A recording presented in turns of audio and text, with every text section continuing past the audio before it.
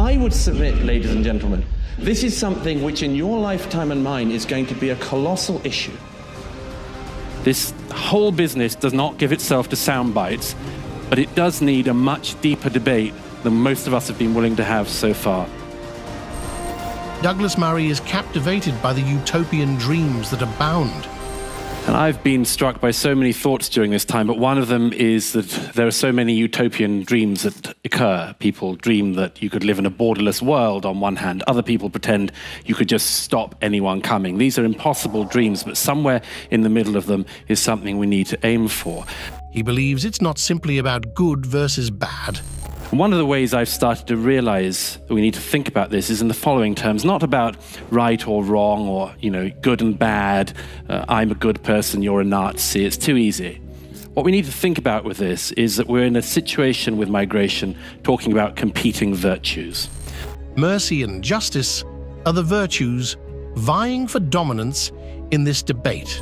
There are two virtues in this whole debate that are in serious competition, not just between people, but within all of us. The first virtue, I would say, is the virtue of mercy, the desire to be merciful to our fellow human beings who are suffering. And we all feel that. Everybody should feel that. We must ensure justice for those seeking refuge in new lands. But there is also another virtue here, the virtue of justice. And that's not just justice for people fleeing countries, but justice for people in the countries that they are fleeing to. We can't ignore those two parts. We need to recognize that's what's going on here.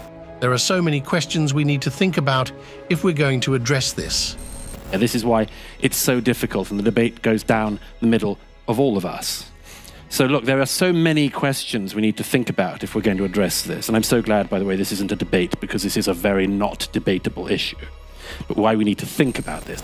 Murray gives 6 examples of things we need to think about much more deeply than we have.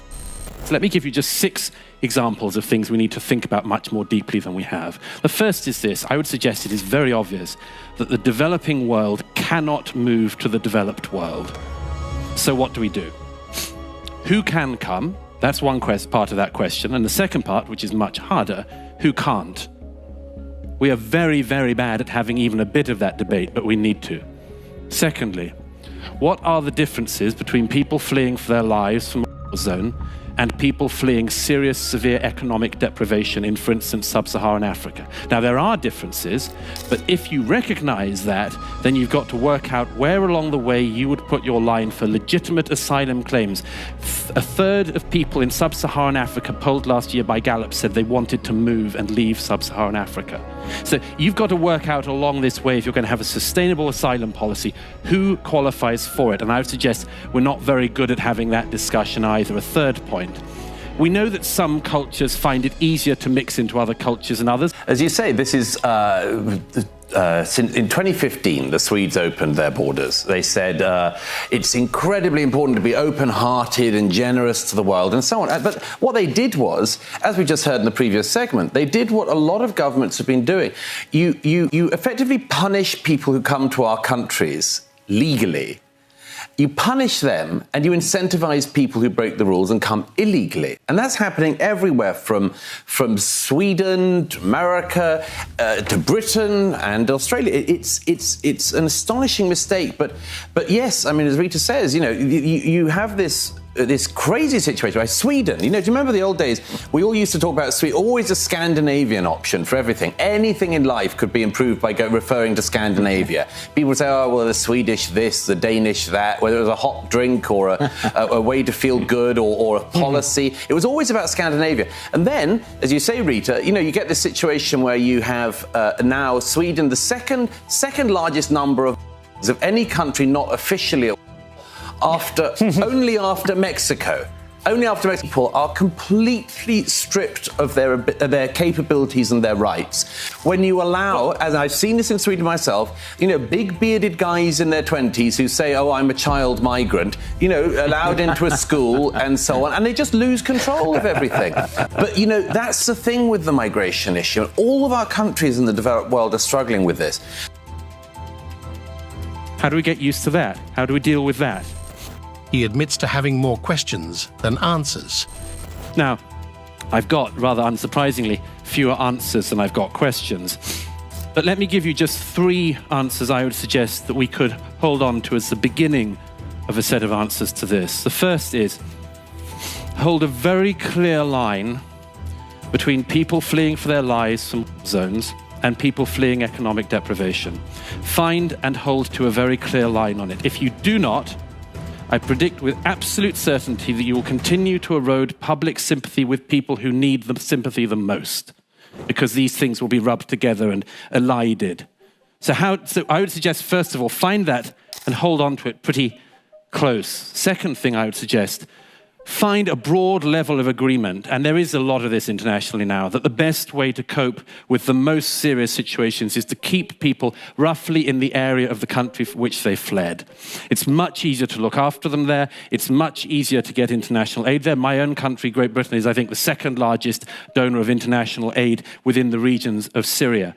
That should, I think, be one of the models for this, that we make sure that we don't have this idea that some people have that you disperse X percentage there and X percentage there and put these people there. Thirdly, I would say make sure you increase economic productivity in refugee camps. Make sure people have a hope and a purpose and a work life when they're outside of their country. Look, I'm concluding with this because otherwise the music will get so loud you won't hear me.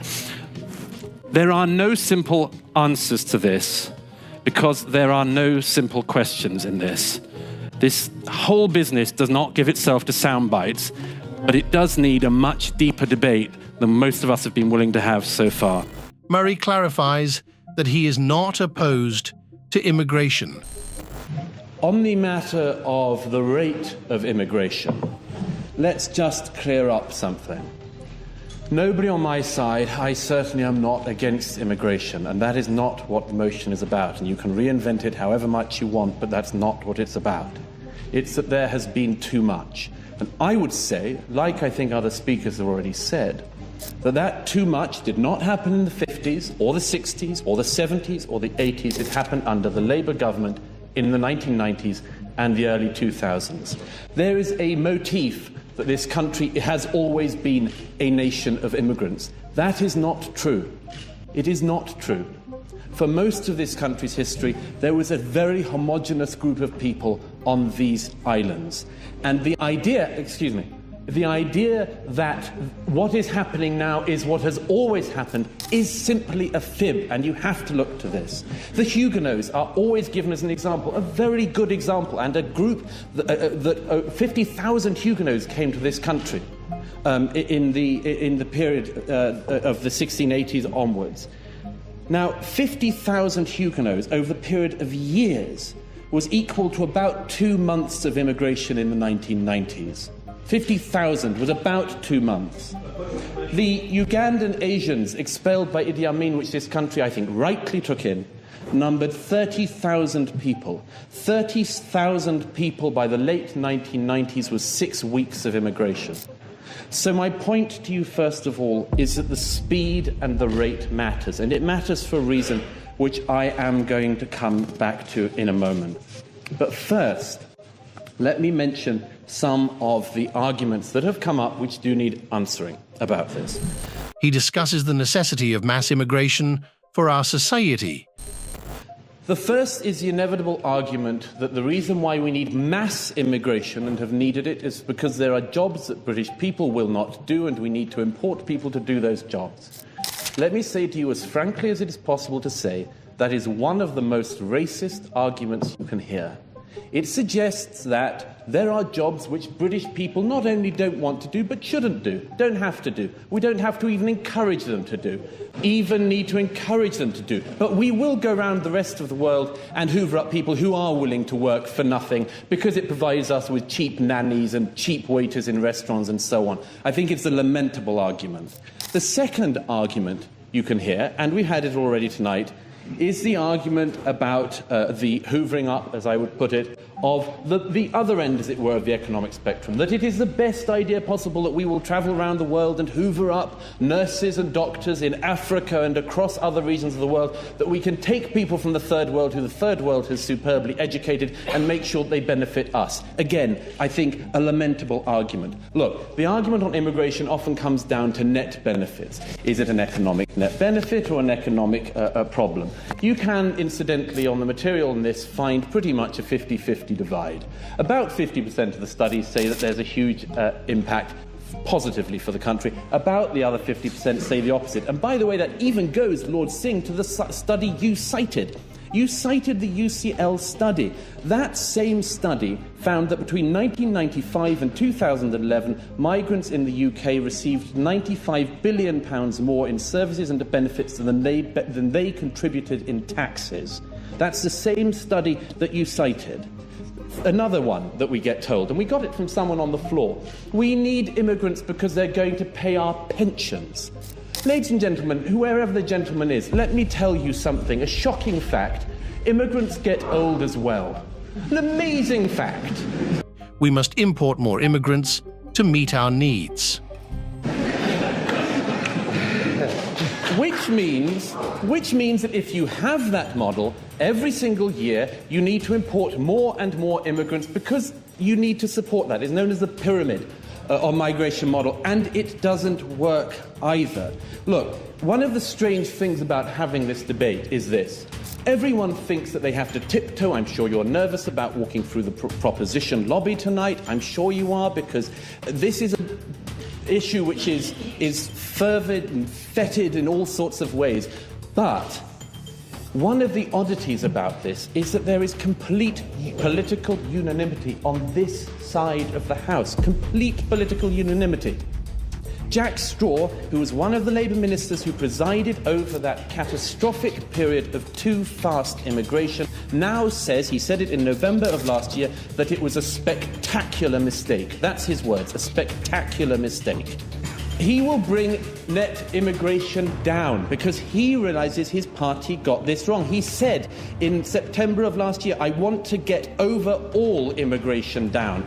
David Cameron, Nadim's party leader, the man who would be properly Prime Minister, perhaps, in 2015, said in his speech last year, on 25th of March, he said, contra, Nadim, to your argument, quote, under the previous government, immigration was far too high and the system was badly out of control. Net migration needs to come down radically.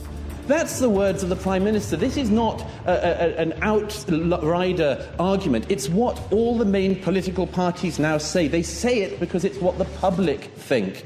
77% of the people in the British Social Attitudes poll last year said they wanted immigration to come down. Almost 60% said they wanted it to come down by a lot.